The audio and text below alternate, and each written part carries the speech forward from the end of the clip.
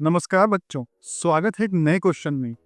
अगर आपने ये क्वेश्चन सॉल्व कर लिया तो मैं मानूंगा कि आपके सारे जो कॉन्सेप्ट्स हैं द फोर्सेस के वो क्लियर हैं और आप सही डायरेक्शन में हैं। लेकिन अगर आप इस क्वेश्चन को सॉल्व नहीं कर पाए या आंसर आपका सही नहीं आया तो आपके कहीं ना कहीं अंडरस्टैंडिंग में कमी है। इसलिए अगर आपका ये आंसर सही नहीं आया तो आप चैप्टर नंबर 4 जो मैंने already the playlist the forces नाम से बना रखा है, आप वहां जाकर आप मेरे वीडियोस एनिमेटेड वीडियोस देखिए। उसके बाद इस क्वेश्चन को दोबारा अटेम्प्ट करिए। ठीक है बच्चों, अगर आपका आंसर सही है तो आप अपनी मेथोडोलॉजी को मेरी मेथोडोलॉजी से मैच कर सकते हैं और फिर देख सकते हैं कि कहाँ से आप बेसिकली किस कॉन्सेप्ट में या कहाँ पे मैं लैग कर रहा हूँ या कहाँ पे आप लैग कर रहे हो। ठीक है बच्चों, सो बेसिकली मैं इस क्वेश्चन को टैकल करता हूँ। ये क्वेश्चन बोलता है the nuclear force between two proton is always greater than electromagnetic force between them. So basically एक प्रोटॉन ये है, एक प्रोटॉन ये है। अभी कह रहा है द न्यूक्लियर फोर्स, समझिए डिस्टेंस बीच में आर है। ठीक है बच्चों, so the nuclear force between two proton is always greater than electromagnetic force. So बच्चों हमें पता है जो न्यूक्लियर फोर्स होता है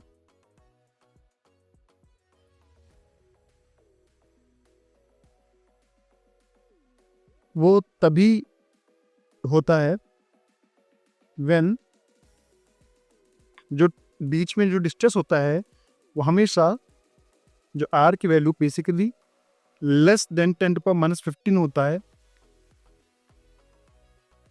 10⁻⁻15 मीटर है, इसी के अंदर ही बेसिकली न्यूक्लियर फोर्स लगता है।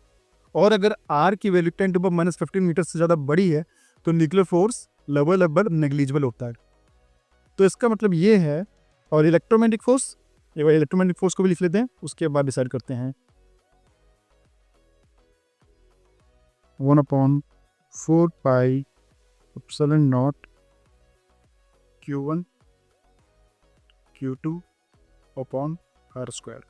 सो बेसिकली आर जितना भी है आर स्क्वायर के इन्वर्सली प्रोपोर्शनल होता है, लेकिन कभी भी हम कह सकते हैं कि नेग्लिजिबल नहीं हो सकता।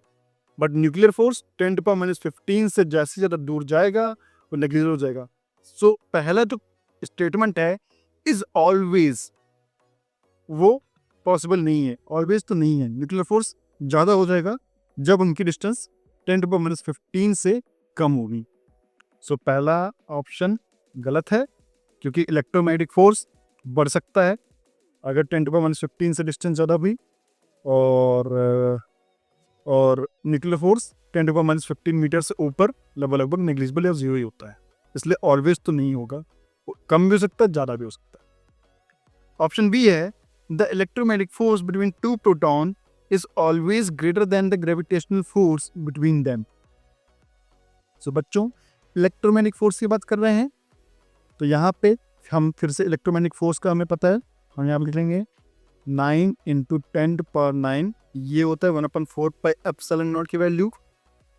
और प्रोटॉन की चार्ज आपको बच्चों पता होना चाहिए, आपको नहीं पता तो आप रट लीजिए 1.6 × 10⁻⁻19 कूलम होता है।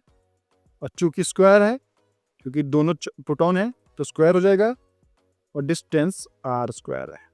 ठीक है बच्चों, और वही हम ग्रेविटेशनल की बात कर लेते हैं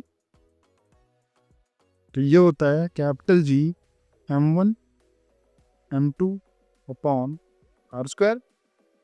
ठीक है बच्चों, अब इसका मास समझिए m1 है और m2 है। बेसिकली m1 m2 दोनों प्रोटॉन है तो दोनों ही सेम होंगे। और प्रोटॉन का मास आपको बच्चों पता है, नहीं पता तो इसको भी आपको रखना पड़ेगा। पहले तो कैपिटल G की वैल्यू भी आपको पता है 10⁻11। और जो मास ऑफ प्रोटॉन होता है बच्चों वो होता है 1.6 × 10⁻⁻27। ठीक है बच्चों, अब चूंकि दोनों का मास सेम है तो यहाँ पे स्क्वायर हो जाएगा, और लेट्स से दोनों के बीच में डिस्टेंस फिर से आर स्क्वायर है। अब आप मुझे ये बताइए कि यहाँ पे इलेक्ट्रोमैग्नेटिक फोर्स बड़ा है या फिर ग्रेविटेशनल फोर्स।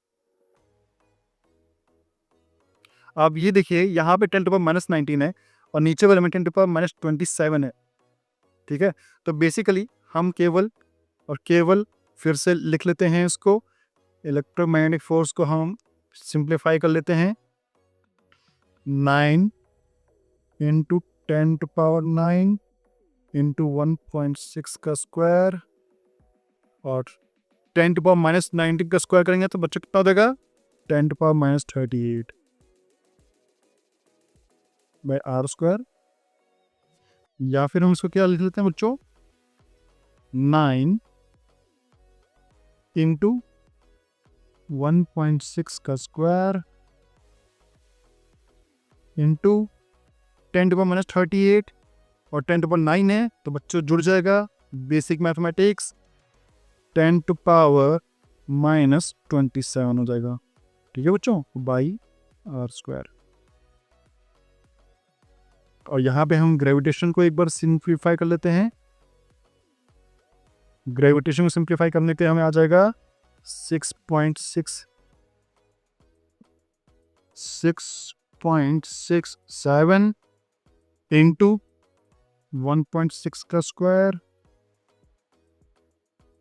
इंटू 10⁻⁻54 और फिर -11 कितना हो जाएगा बच्चों, 10⁻⁻65 हो जाएगा बाई आर स्क्वायर। सो बच्चों 10⁻⁻27 बड़ा है 10⁻⁻65। एक बार मैं कंफर्म कर लेता, 10⁻⁻27 -54 और -54 और -11 कितना होता है बच्चों, -65। सो इलेक्ट्रोमैग्नेटिक फोर्स हमेशा ग्रेविटेशन फोर्स से बड़ा होगा, हमने ये कैलकुलेशन में देख लिया है। So the electromagnetic force between the two is always greater than the gravitational force between them. Yes, correct. The gravitational force between the two protons may be greater than the nuclear force between them. So बच्चों हमें पता है nuclear force तभी basically greater than 0 होता है या just positive होता है जब उनकी डिस्टेंस 10⁻⁻15 से कम हो।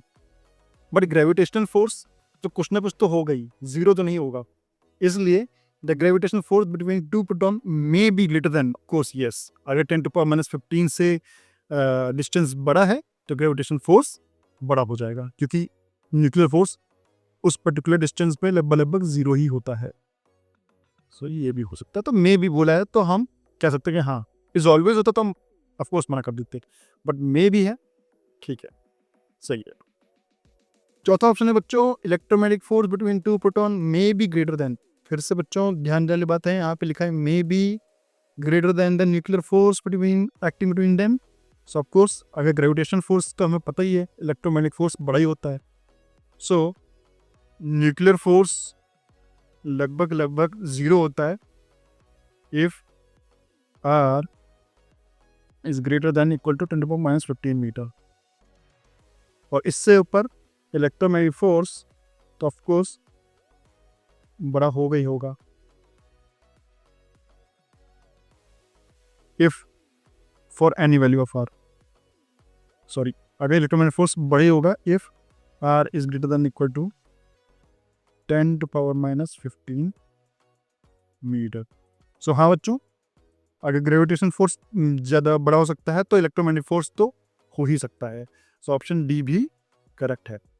अगर बच्चों आपको इस क्वेश्चन में समझने में जरा सी भी प्रॉब्लम आई है तो आप मेरे बेसिकली मैंने प्लेलिस्ट में चैप्टर 4 द फोर्स नाम के क्वेश्चन बना रखे हैं, वीडियोस बना रखे हैं, उनको जाके एक बार सही से समझिए। मैंने सारे एनिमेटेड वीडियोस बना रखे हैं, आपको वो अगर एक बार सही से देख लोगे तो आपको अच्छे से समझ में आ जाएगा, है ना बच्चों।